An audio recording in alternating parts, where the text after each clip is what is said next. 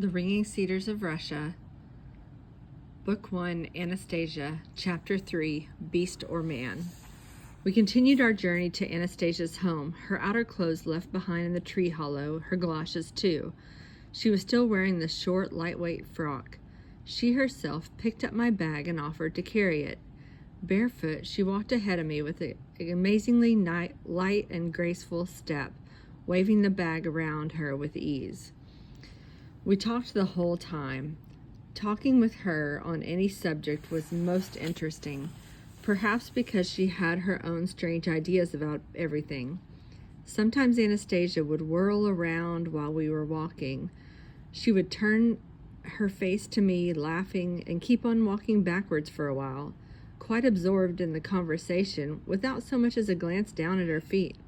How could she walk like that and not once stumble or prick her bare feet against a knot or a dry branch? We didn't seem to be following any visible path. On the other hand, our way was not hindered by the tangled undergrowth so common in the taiga. As she walked, she could occasionally touch or quickly brush by a leaf or a twig on a bush, or bending over without looking, she would tear off some little blade of grass and eat it. Just like a little creature, I thought. When berries were handy, Anastasia would offer me a few to eat as well as we walked. The muscles of her body didn't seem to have any unusual features.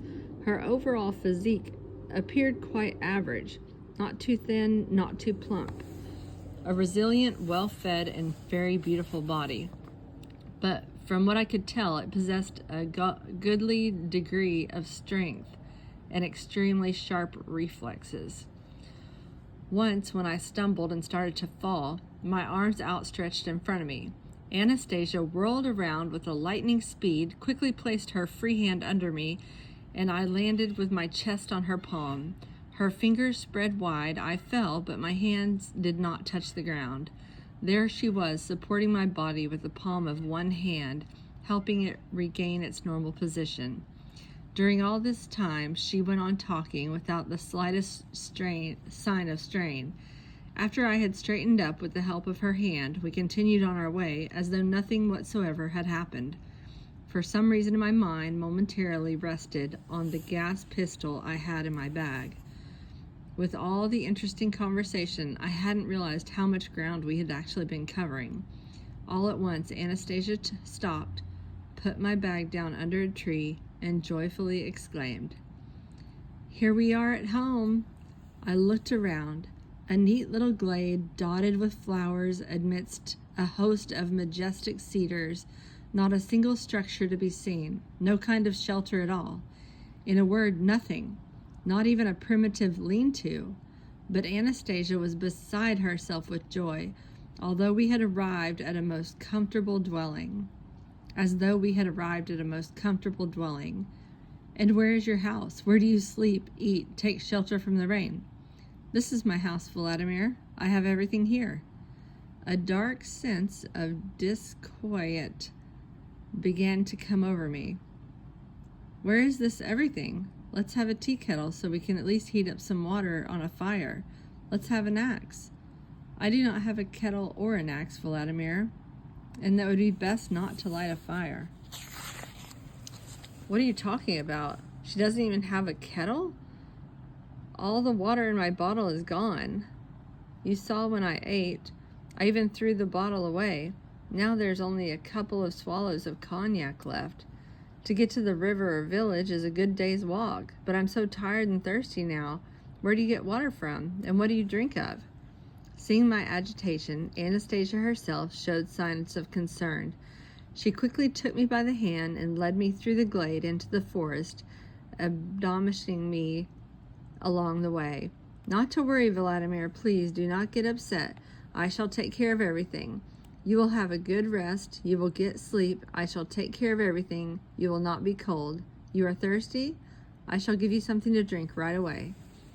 No more than 10 or 15 meters from the glade, beyond the clump of bushes, we came across a small taiga lake. Anastasia quickly scooped up a small quantity of water in her cupped hands and raised it to my face. "Here is some water. Drink it, please." "What, are you crazy?" How can you drink raw water out of some puddle in the woods? You saw how I was drinking Brazarmi. On board ship, even for washing, we pass the river water through a special filter, chlorinate it, and ionize it. It is not a puddle, Vladimir. This is pure living water, good water, not half-destroyed water like yours. You can drink this water. It's just like mother's milk. Look. Anastasia raised her cupped hands to her lips and took a drink. And I blurted out, Anastasia, are you some kind of beast? Why a beast? Because my bed is not like yours? There are no cars, no appliances? But you live like a beast in the forest. You haven't any possessions, and you seem to enjoy that. Yes, I enjoy living here. Do you see? You just made my point.